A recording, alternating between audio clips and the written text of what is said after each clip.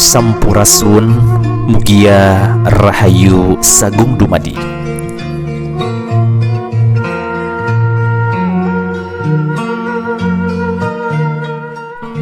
Sumedang Larang merupakan sebuah kota yang berada di lintasan Bandung Cirebon. Kota ini memiliki sejumlah peristiwa sejarah yang tercatat dalam naskah-naskah kuno serta sejumlah cerita masyarakat.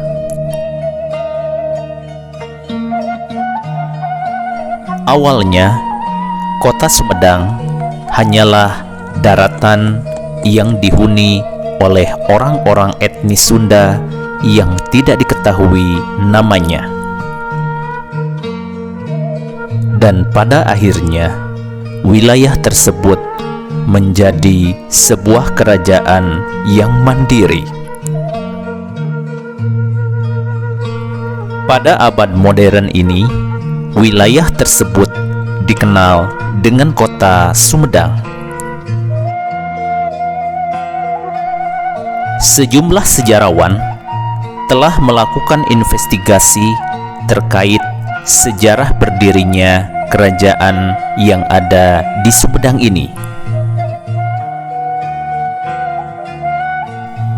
Menurut beberapa kajian, kerajaan Sumedang ini berawal dari salah seorang tokoh Galuh yang datang dan bermukim di sebuah tempat yang berada di salah satu wilayah Sumedang ini. Sang tokoh tersebut bernama Prabu Aji Putih. Siapa sebenarnya Aji Putih?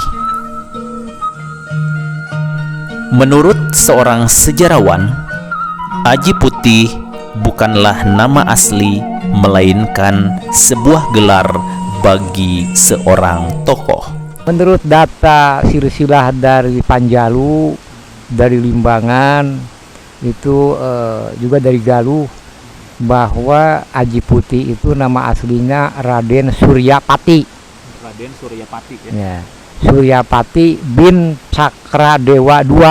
Cakradewa II. Atau gelarnya Lembu Sampulur II. Gelarnya Resi Agung.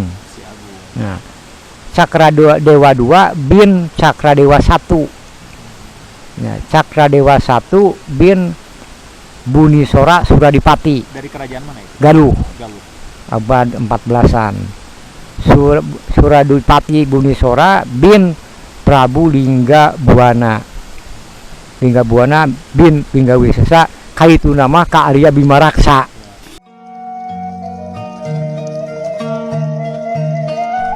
Prabu Aji Putih sendiri merupakan seorang tokoh yang sangat gemar bertapa.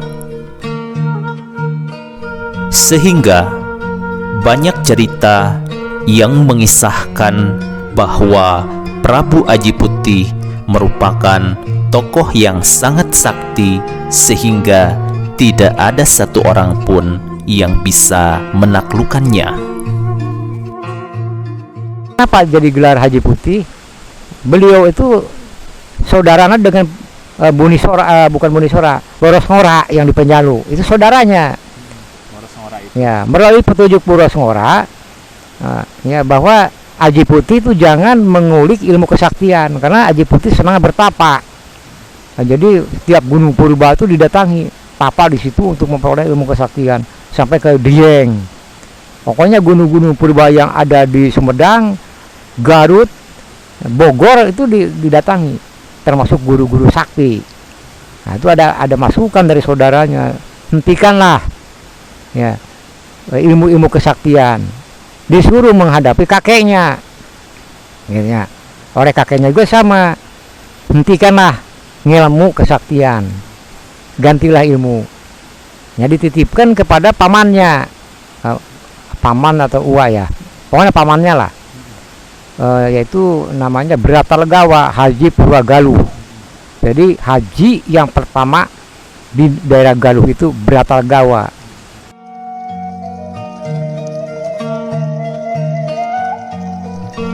Apa maksud dan tujuan Prabu Aji Putih datang ke wilayah Sumedang saat ini? Ada beberapa cerita yang mengungkap tentang perjalanan sang tokoh tersebut. Menurut seorang sejarawan, Prabu Aji Putih datang ke wilayah Sumedang Larang ini untuk membuat benteng pertahanan kerajaan Pajajaran dan sekaligus untuk menyebarkan sebuah keyakinan yang disebut keyakinan tauhid. Karena untuk menghandle invasi Cirebon, karena sebagian wilayah Pajajaran sudah jatuh ke tangan Cirebon, maka Temung Agung itu secara politis untuk menghandle gerakan invasi Cirebon yang dipimpin oleh Eyang Walang Sungsang. Nah, itu kajian ilmiahnya.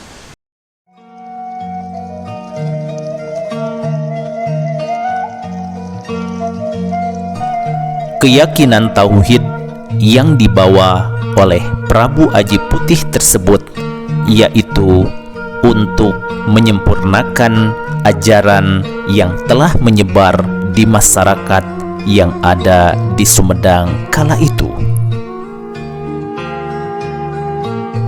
Sebenarnya, ajaran apa yang dianut oleh masyarakat Sumedang pada waktu itu? Ajaran yang dianut di wilayah Sumedang pada masa itu adalah ajaran Sang Hyang. Apa itu ajaran Sang Hyang? Karena luhur kita punya agama asli, ya, yaitu agama Sang Hyang atau agama Kapitayan. Nah, itu agama asli orang Sunda yang sekarang oleh Baduy dijadikan agama Sunda Wiwitan. Nah, itulah tauhid.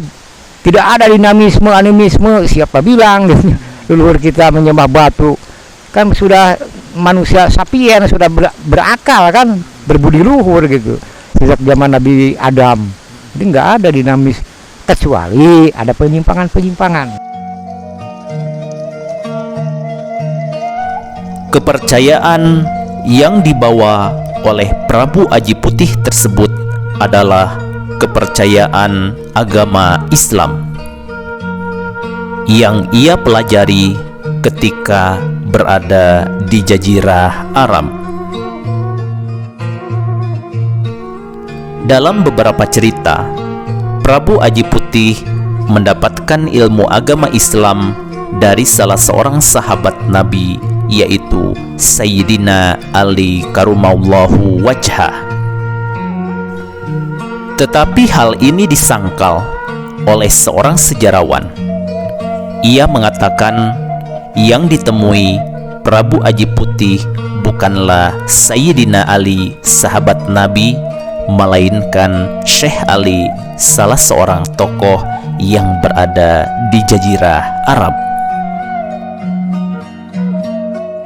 Atau Uwa ya, pokoknya pamannya lah, yaitu namanya Bratalgawa, Haji Purwagaluh. Jadi haji yang pertama di daerah Galuh itu Bratalgawa. Kapal pesirnya banyak, sering berlayar ke Teluk Persi, ke Arab, ke India. Jadi, sama seperti Boros Ngora. Nah, Boros Ngora juga Islam, satu guru dengan Aji Putih Sumedang. Dibawa berlayar, berguru Islam di Arab kepada Syekh Ali, bukan Sayyidina Ali. Kalau Sayyidina Ali abad ke-7, yang ke-78. Ini abad berapa? Bedanya 700 tahun. Ya, berguru Syekh Ali diislamkan, belajar ilmu sholatnya, ilmu baca Al-Qur'annya, karena lama di situ. Pada awalnya, masyarakat Sumedang menolak ajaran yang dibawa Prabu Aji Putih. Tetapi lambat laun ajaran Islam yang dibawa Prabu Aji Putih tersebut diterima dan menyebar di seluruh lapisan masyarakat dan menggantikan ajaran Sang Hyang yang dianut masyarakat Sumedang. Ke tanah kelahiran disuruh membuat masjid, cuma ditolak oleh masyarakat karena belum ada sosialisasi apa sih masjid.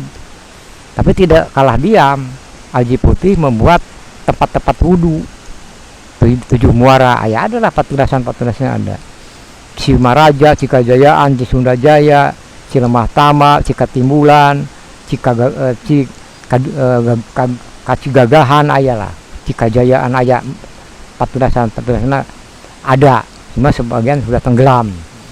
Nah, saya rasa itulah perjalanan Aji Putih. Jadi beliau itu bukan abad 7, Islam masuk ke Sunda itu abad 14, zaman Wali, kan begitu. Menurut kajian akademis. Ya, jadi tumpang tindih data-data itu. Tapi biarkanlah orang yang percaya data itu silahkan. Nah, yang berdasarkan kajian akademis ya inilah. Jadi masuk akal gitu. Nah, seperti itu gitu. Jadi akhirnya otomatis Islam pada zaman Aji Putih sudah diperkenalkan kepada anak cucunya dan masyarakat. Nah, kenapa bisa mengatakan itu?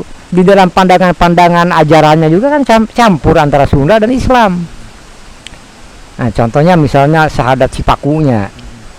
Asadu syahadat Cipaku, Sang Kuncung, Batara Penang, Sari Sanika, Ku Awli Adam, hu Allah la ilaha illallah Muhammadur Rasul, berarti sudah Islam. Nah, itu diturunkan kepada anak cucunya. Disebutnya syahadat Cipaku. Nah, jadi tauhidnya itu juga sudah terjadi corak Islam.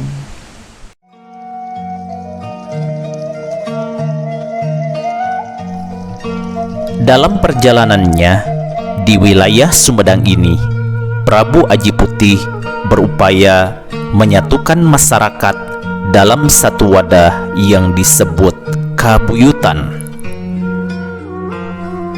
Kabuyutan sendiri merupakan sebuah tempat untuk mencari ilmu, baik ilmu kanuragan, ilmu agama, ataupun ilmu kehidupan.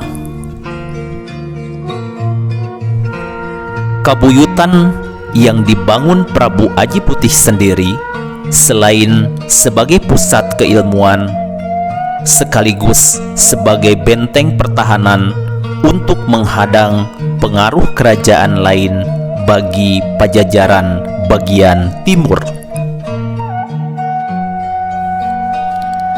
Seiring berjalannya waktu, Kabuyutan yang dipimpin oleh Prabu Aji Putih semakin luas sehingga menarik perhatian kerajaan-kerajaan besar yang ada di tanah Pasundan. Untuk menghindari ancaman dari luar, Prabu Aji Putih memutuskan untuk mengubah Kabuyutan yang ia pimpin menjadi sebuah kerajaan. Hal ini mendapatkan dukungan kuat dari pihak Pajajaran, karena Prabu Aji Putih merupakan seorang tokoh dari Galuh yang mempunyai pengaruh kuat di Pajajaran. Kerajaan yang dibangun Prabu Aji Putih tersebut bernama Tembong Agung, sebuah kerajaan kecil yang nampak agung dan megah.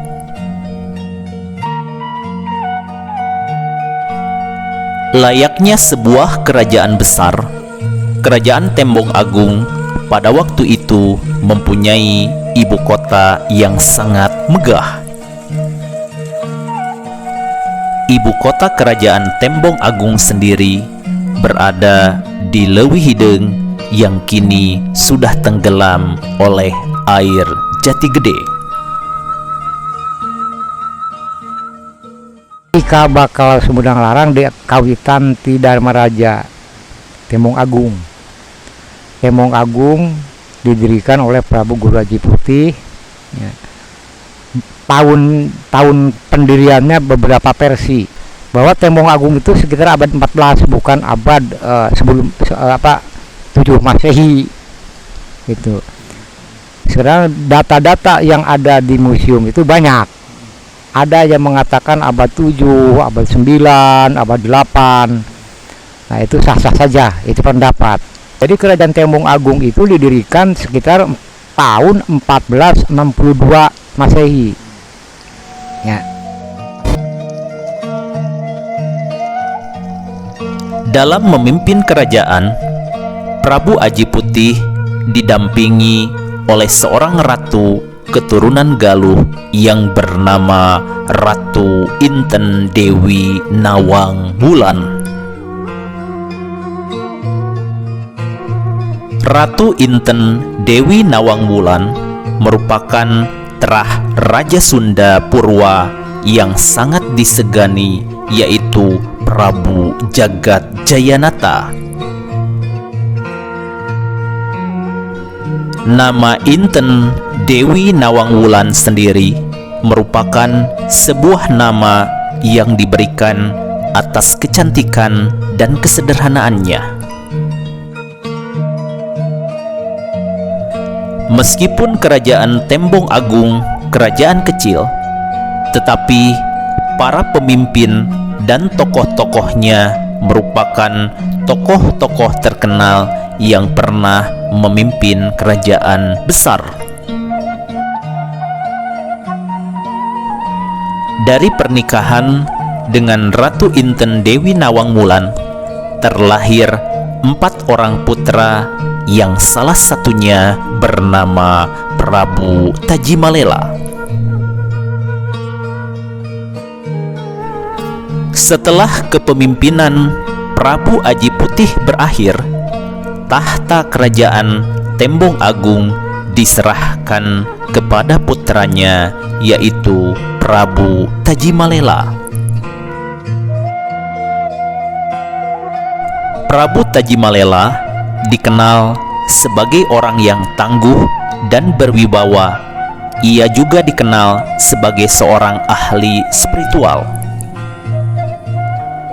Sebagai seorang ahli spiritual, pada masa itu tentu bukan hanya mendalami ilmu dari para guru besar, melainkan harus mampu menaklukkan alam yang penuh misteri. Ada banyak peninggalan yang diklaim sebagai tempat-tempat pertapaan, baik di puncak Gunung Purba ataupun di hutan belantara. Sebagai seorang ahli spiritual, tentu tidak salah apabila sang ayah Prabu Aji Putih memberikan tahta kerajaan kepadanya.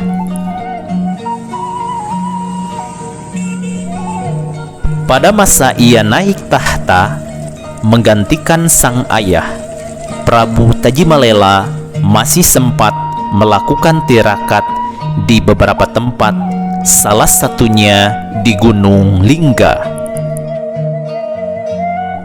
Dan di Gunung Lingga inilah nama Sumedang Larang terlahir.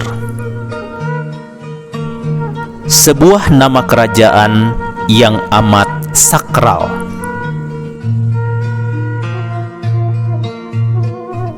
Mengapa nama kerajaan Sumedang Larang dianggap nama yang sakral?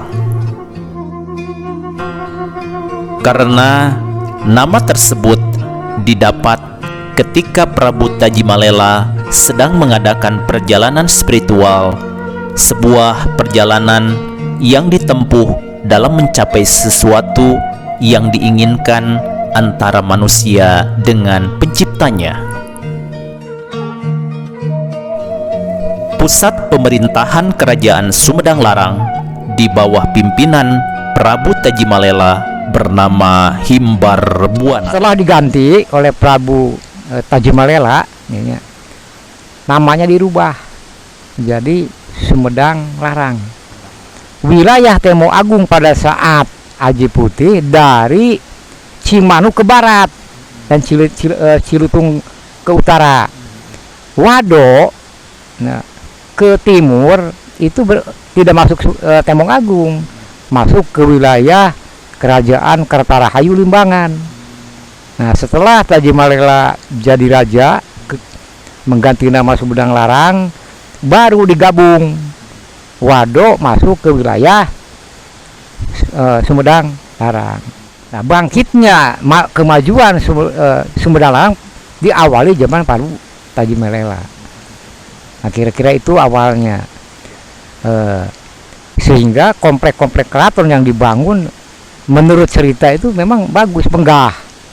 Komplek keraton namanya Hibar Buana. Bukan nama kerajaan Hibar Buana itu, tapi Hibar Buana itu nama keraton, komplek keraton.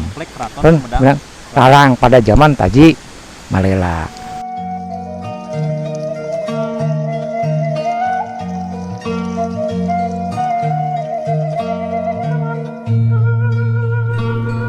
Setelah memangku jabatan sebagai seorang raja, Prabu Tajimalela akhirnya lengser dari tahta Sumedang Larang.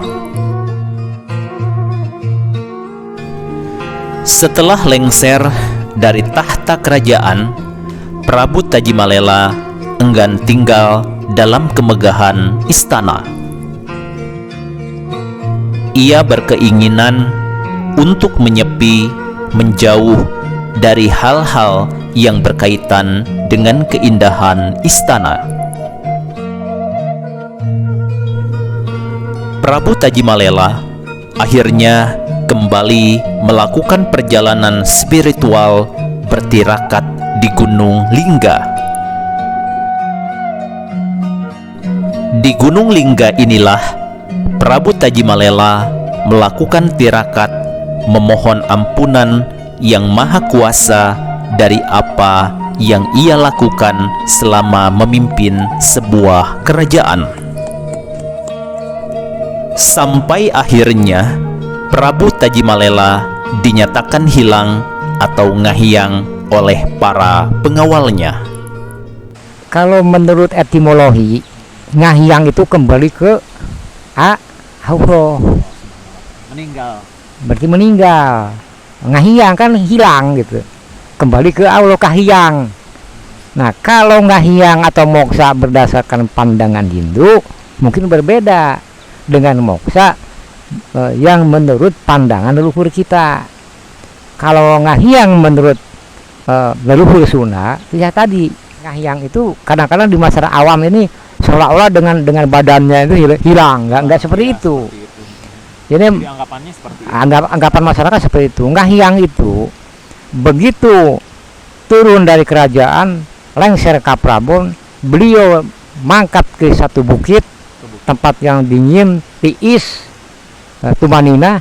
Dia itu bertobat, ya, bertapa, meninggalkan minum makanan, keindahan-keindahan keraton, maripat dirinya dengan Tuhan, bertobat.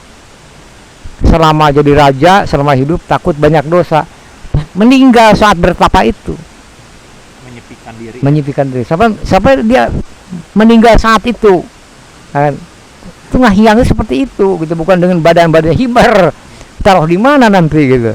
Nah, badannya mungkin ada yang terbang ke sana, dibuang di mana, itu walau alam bisawab. Yang penting badannya, jasadnya belum ditemukan makamnya. Sampai sekarang.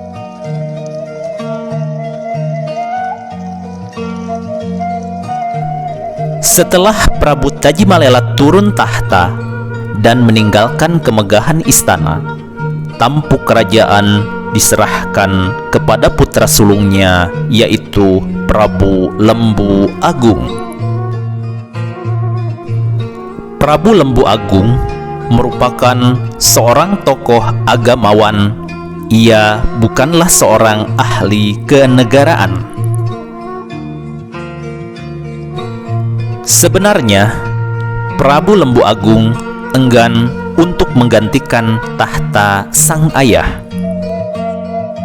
Tetapi karena sebuah tradisi, akhirnya Prabu Lembu Agung pun bersedia menerima mandat sang ayah untuk meneruskan cita-citanya menjaga dan ketentraman rakyat Sumedang Larang.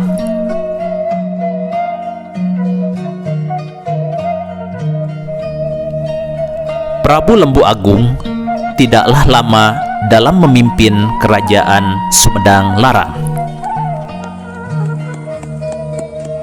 Ia mengundurkan diri dari tahta kerajaan dan digantikan oleh sang adik Prabu Gajah Agung. Ketika Tajimalela lengser ke Prabon, diserahkan ke Prabu Lembu Agung, cuman tidak lama Lembu Agung. Cuman menurut orang tua saya atau kakek saya cuma 3 tahun. Ya, Dharma Ngarajaan gitu kan. Akhirnya ada nama Dharma Raja. Diserahkan kepada adiknya Gajah Agung.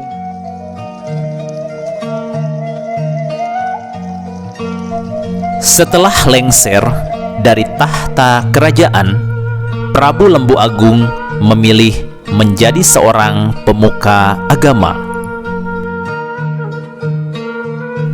Ia berhasil membangun sarana-sarana ibadah di kawasan Gunung Sanghyang, Pegunungan Penuh, Mandala Sakti, Gunung Simpai, serta membuat perkampungan baru yang disebut Negara Keling, sebuah tempat para denemit yang mampu ditaklukkan.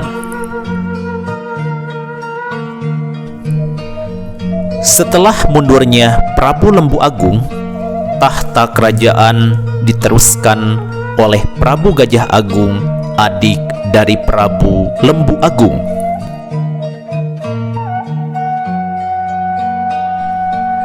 Sebagai penerus tahta kerajaan Sumedang Larang, tentu Prabu Gajah Agung berusaha keras dalam segala hal.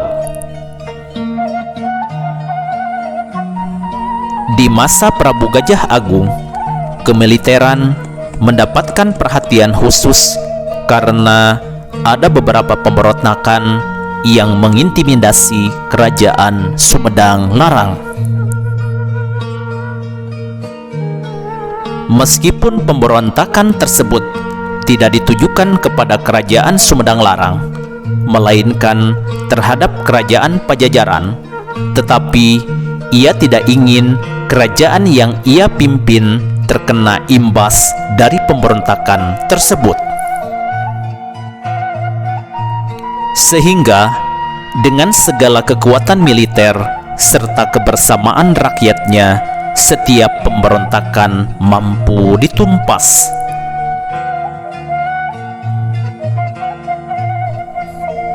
Meskipun kekuatan militer pada masa Prabu Gajah Agung mampu menghadang setiap pemberontakan, tetapi alam berkata lain.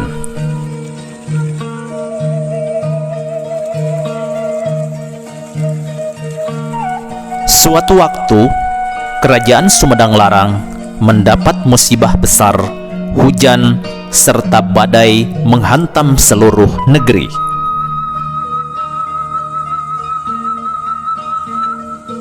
Pada waktu itu, alam seakan-akan tak mau bersahabat. Gempa bumi dengan skala besar menghantam pusat pemerintahan kerajaan yang megah dan menimbulkan longsornya Gunung Pangregreg.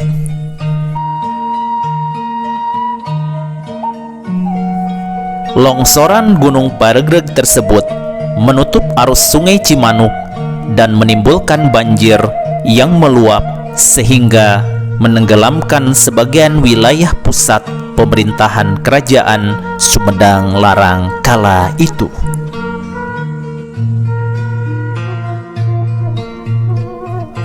Dalam kecemasan itu, Prabu Gajah Agung memerintahkan semua pejabat kerajaan, militer, serta seluruh rakyat yang berada di ibu kota kerajaan untuk pergi mencari tempat yang aman. Prabu Gajah Agung serta keluarganya yang dikawal sejumlah pengawal akhirnya sampai ke sebuah tempat, yaitu Ciguling Pasanggerahan. Di Ciguling inilah ibu kota kerajaan Sumedang Larang kembali dibangun.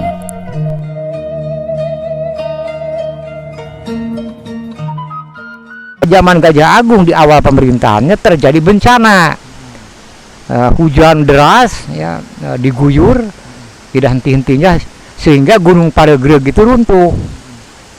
Bongkahan batu dan tanah menutupi area Sungai Cimanuk. Di mana Gunung Paregreg? Di Parakan Kondang. Nah, tertutup banjir sampai air hampir menyapu wilayah keraton. Nah, udah hampir kerendam yang sekarang dibendung Jatigede. Nah, mungkin Belanda meneliti saat itu juga gitu, pernah banjir.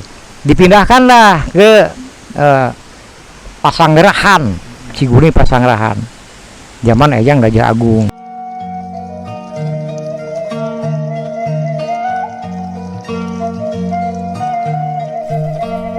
Pada masa pembangunan pusat pemerintahan baru yang terletak di Ciguling ini, kerajaan Sumedang Larang mengalami sedikit kemunduran.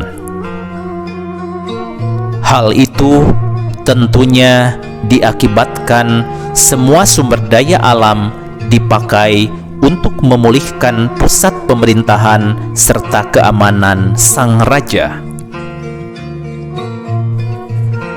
Kemunduran kerajaan Sumedang Larang bukan hanya dirasakan oleh Prabu Gajah Agung saja, tetapi dirasakan juga oleh penerusnya, yaitu Prabu Mertalaya atau yang lebih dikenal dengan gelar Sunan Guling.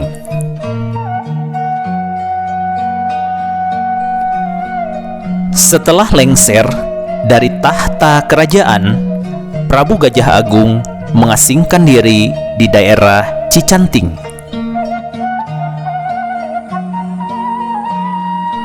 Tahta kerajaan pun diteruskan oleh Sunan Guling. Sumber-sumber jejak Sunan Guling memang hanya sedikit. Bahkan kami pun tidak bisa menjelaskan apa dan bagaimana perjalanan Sunan Guling ketika memegang tampuk kekuasaan. Sunan Guling sendiri memiliki 3 orang putra, yaitu Tirta Kusuma atau yang lebih dikenal dengan Sunan Tuakan, Jayadinata, dan Kusuma Jayadiningrat. Setelah Sunan Guling wafat, tahta kerajaan dilanjutkan oleh Tirta Kusuma atau Sunan Tuakan. Pada masa Sunan Tuakan, kerajaan Sumedang Larang mulai pulih kembali meskipun eksistensi pada waktu itu tidak seperti kepemimpinan Prabu Tajimalela. Sumedang Larang mengalami stuck selama 3 periode. Meskipun demikian, ketentraman rakyat masih tetap terjaga.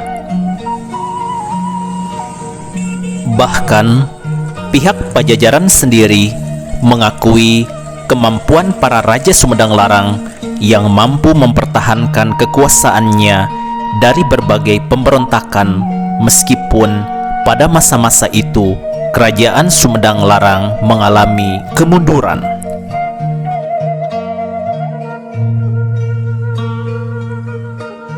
Ganti kepemimpinan masih stagnan, belum ada kebangkitan Sumedang dari Prabu Gajah Agung ke Prabu Pagulingan, Sunan Guling.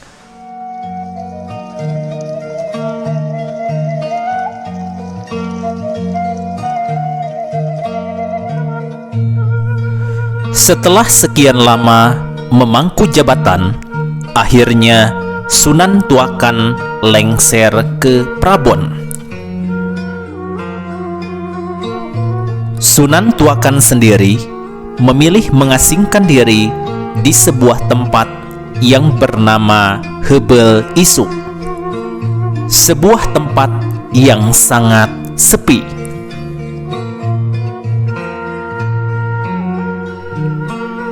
Setelah Sunan Tuakan lengser, tahta kerajaan diteruskan oleh putrinya, yaitu Ratu Sintawati, atau yang lebih dikenal dengan gelar Ratu Patuakan.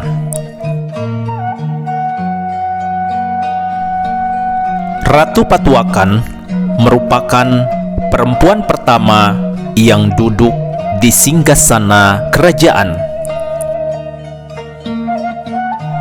Ia seorang perempuan yang mempunyai pengaruh besar di Tatar Pasundan pada waktu itu.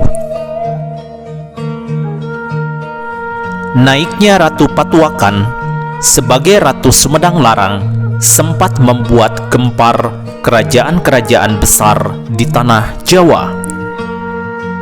Karena pada masa itu hak-hak perempuan masih dibatasi.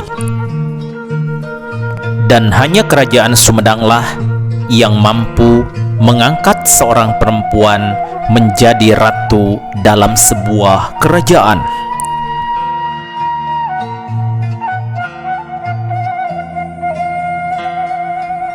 Pada masa Ratu Patuakan bangkit karena didukung oleh beberapa kerajaan lain, terutama dari bantuan-bantuan dari Pajajaran, karena Pajajaran sudah mulai goyah. Jadi beliau itu ratu yang pertama di Sumedang, itu beliau gitu. Jadi di Galuh gak ada ratu yang berani menunjuk pemimpin nomor satu di kerajaan Sumedang. Jadi emansipasi sudah berjalan, hak perempuan sudah berjalan ya, karena sudah jadi ratu. Terus para pendekar-pendekar, para panglima juga perempuan. Ratu Patuakan sendiri merupakan sosok pemimpin yang tangguh, adil, bijaksana. Ia jugalah orang pertama yang mengangkat hak-hak perempuan di masa itu. Hal itu dibuktikan dengan diangkatnya beberapa panglima serta tokoh-tokoh penting dari kalangan perempuan. Di masa kepemimpinan Ratu Patuakan, kerajaan Sumedang Larang mulai bangkit dan disegani. Ia mampu mempertahankan daerah Sumedang serta wilayah Pajajaran bagian timur.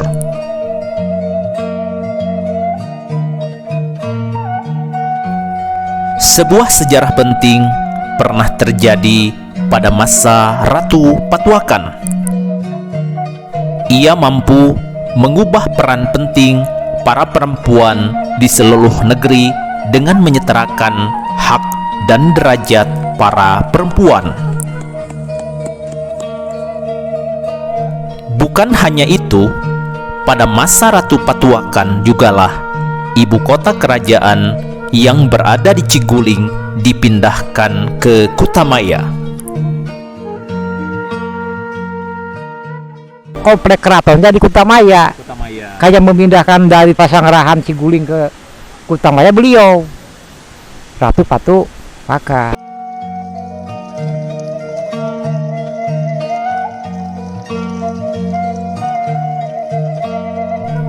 Ketika Ratu Patuakan berada di atas singgasana Sumedang Larang, kerajaan Pajajaran mengalami goncangan politik akibat pemberontakan dari dalam dan serangan dari luar kerajaan, yaitu dari Kesultanan Cirebon.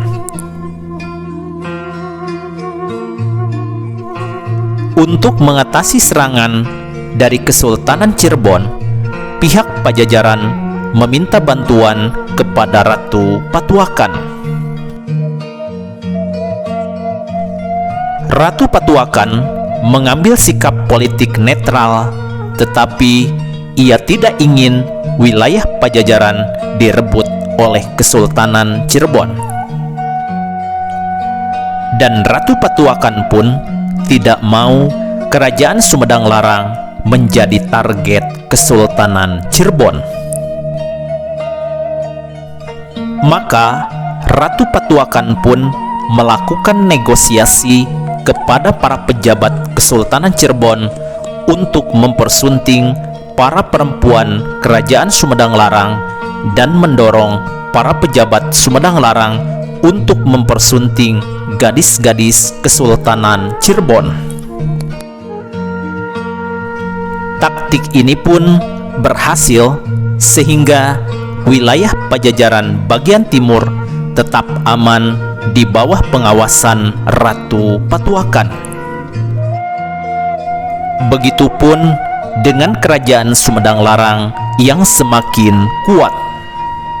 Pajajaran sudah goyah karena sudah dihapus oleh pengaruh Cirebon dan Banten. Nah, negeri-negeri bawahan Pajajaran pada masa itu satu persatu sudah mulai tidak percaya kepada kekuatan Pajajaran. Ratu Patuakan mengadakan konsolidasi ke daerah timur perbatasan Dharma Raja Wado sama Sugi, membuat benteng-benteng pertahanan supaya menghadang pengaruh-pengaruh Cirebon. Nah, karena di situ banyak saudara-saudara satu keturunan, supaya Cirebon tidak merebut wilayah kekuasaan dengan politik perkawinan. Jadi banyak para temunggung di Pamenang, di Wado, dan harga dinyatakan dengan orang Cirebon supaya aman, tidak terjadi perang saudara. Nah, jadi komitmen Ratu Patuakan menghindari perang saudara. Maka dengan konsolidasi lobi-lobi dengan para bawahannya supaya tetap komitmen menjaga wilayah Pajajaran yang sudah dikuasai Cirebon, biarkan, karena itu ada haknya. Nah, dari situlah Sumedang mulai bangkit.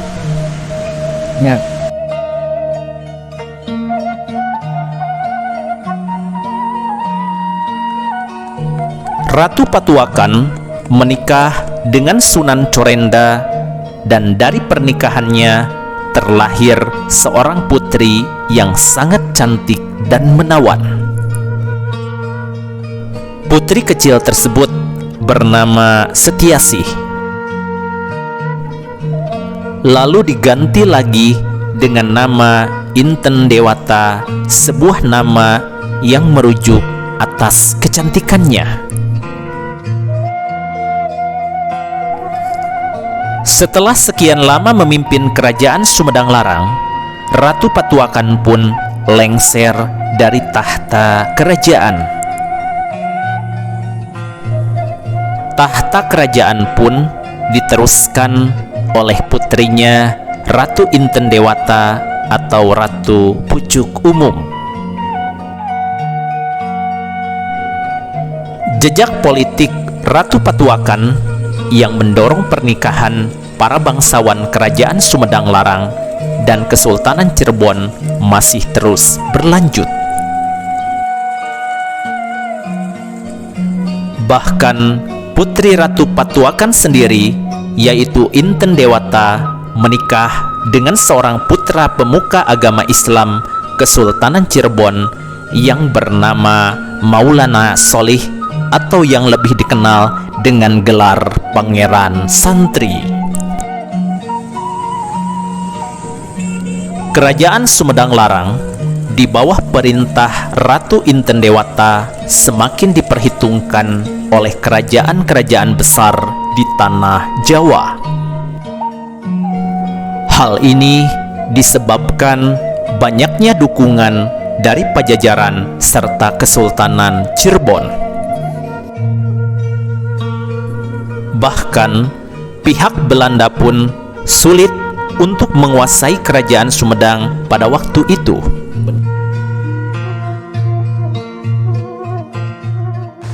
Eyang Pangeran Santri atau Ratu Inten Dewata, Sumedang bangkit.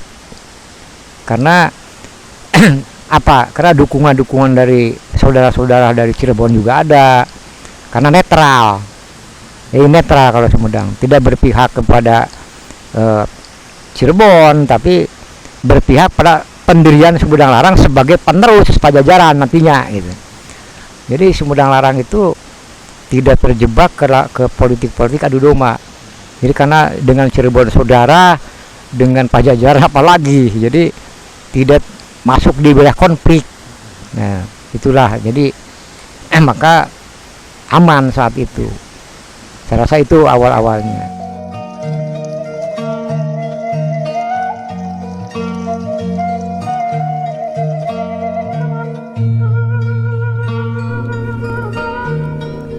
Dari pernikahan Ratu Inten Dewata dengan Pangeran Santri terlahir 6 putra, yaitu Prabu Gesan Ulun, Kiai Rangga Haji, Kiai Demang Watang, Santowan Wirakusuma, Santowan Cikeruh, dan Santowan Awiluar. Pada masa kepemimpinan Ratu Inten Dewata, Pajajaran semakin goyah, pemberontakan dari dalam terus-menerus terjadi. Hal ini memaksa para pejabat kerajaan Pajajaran harus diselamatkan. Bukan hanya para pejabat kerajaan saja, beberapa atribut kebesaran yang menjadi lambang Pajajaran pun turut diselamatkan. Atribut tersebut tiada lain mahkota emas Binokasi dan sejumlah pusaka lainnya. Atribut tersebut akhirnya diserahkan kepada Sumedang Larang yang pada waktu itu sedang berlangsung pemindahan kekuasaan dari Ratu Inten Dewata kepada putranya Pangeran Gesan Ulun.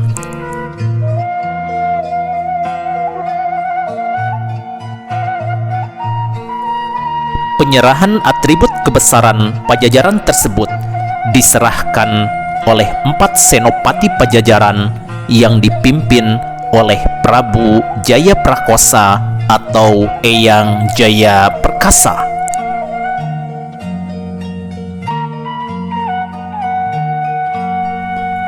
Dengan diserahkannya atribut kebesaran Pajajaran kepada Sumedang Larang, maka Kerajaan Sumedang Larang menjadi pewaris yang sah atas wilayah Pajajaran di bumi Parahyangan. Pajajaran itu zaman Nilakendra, Prabu Siliwangi. Prabu Siliwangi keempat. Tapi itu zaman dengan Nilakendra. Nah, zaman Nilakendra Pajajaran dikepung luar dalam. Ya, ia dihantam pengaruh Cirebon, ia dihantam oleh pengaruh Banten, ia dihantam oleh kelompok antipati Pajajaran dari dalam karena persaingan jabatan. Nah, jadi yang menghancurkan Pajajaran bukan serangan Banten sebetulnya, dari dalam karena saudara berebut. Nah, Sumedang itu menaruh sikapnya itu secara politik itu netral karena itu saudara, ini saudara, tapi tiap setia. Ya, setia. Nah itulah jadi ujung-ujungnya ke Binokasi ke Sumedang ini naon dasarna karena kesetiaan menjaga wilayah kedaulatan Pajajaran di wilayah timur. Kadang-kadang kan tidak dijelaskan kalau ujung-ujung dibikin beta intinya Latar belakangnya ya, karena perjuangan dari Sumedang mempertahankan wilayah timur Pajajaran itu luar biasa ya, mendirikan padepokan-padepokan, mendirikan para pamuk di tiap-tiap perbatasan, tidak diungkap dengan sejarah gitu kan, banyak yang tidak tertulis.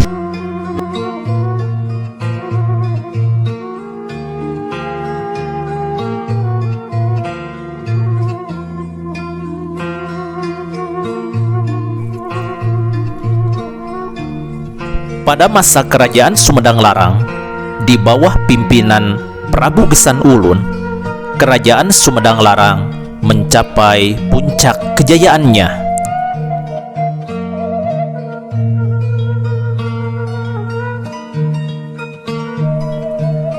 Dikala Sumedang Larang sedang menikmati masa kejayaannya, terjadi peristiwa pertempuran dahsyat antara kerajaan Sumedang Larang dengan Kesultanan Cirebon. Peristiwa tersebut terjadi akibat kesalahpahaman antara kerajaan Sumedang dengan Kesultanan Cirebon akibat kisah asmara. Beberapa analis serta sebagian sejarawan mengatakan peristiwa pertempuran tersebut hanyalah sebuah konspirasi politik Belanda untuk menghancurkan kerajaan Sumedang Larang.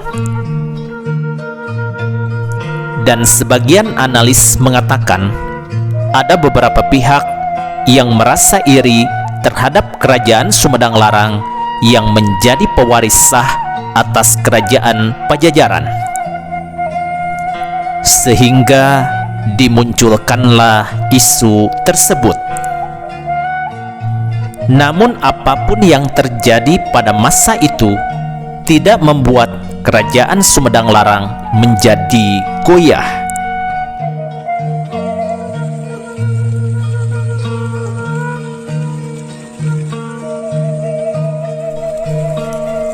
Setelah sekian lama memimpin kerajaan, Prabu Gesan Ulun pun turun tahta dan kerajaan pun diserahkan kepada dua putra pertamanya, yaitu Raden Rangga Gempol I atau Raden Suryadiwangsa dan Raden Rangga Gede.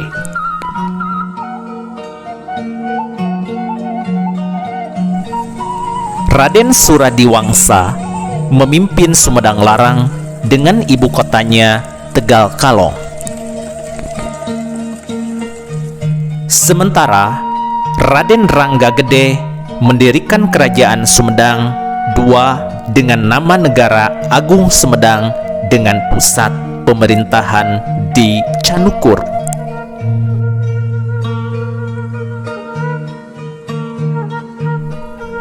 Pada masa itu, kerajaan Sumedang Larang tidak menentu.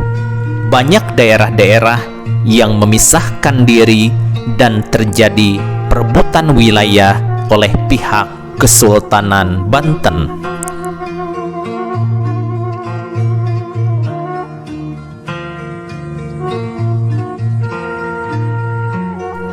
Kerajaan Sumedang Larang semakin rumit dan tak terkendali karena adanya konspirasi pihak-pihak lain yang menginginkan Sumedang Larang runtuh. Puncaknya, keruntuhan Sumedang Larang terjadi ketika pihak Mataram meminta Sumedang Larang dijadikan tempat untuk transit tentara Mataram yang akan menyerbu Batavia.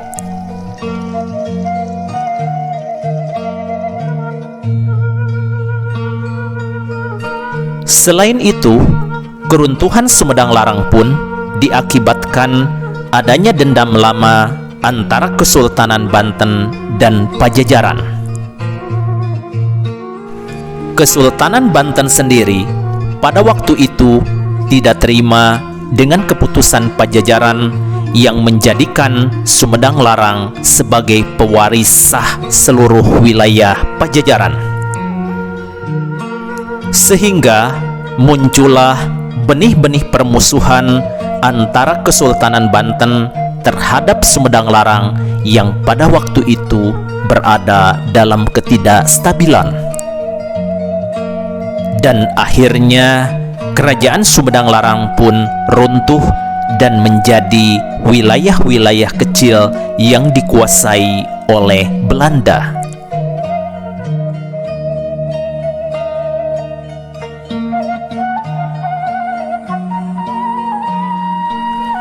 Meskipun Sumedang Larang sudah runtuh, Tetapi perjalanan para penerusnya tetap mempertahankan hak-haknya sebagai sebuah kerajaan. Dan sampai sekarang kerajaan Sumedang Larang tetap berdiri kokoh.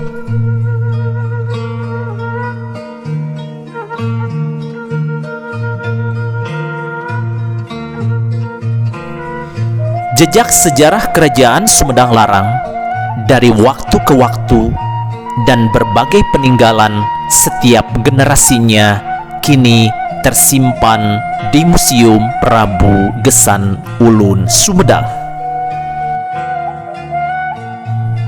Peninggalan-peninggalan tersebut merupakan bukti nyata bahwa kerajaan Sumedang Larang pernah berdiri dan akan tetap berdiri untuk generasinya.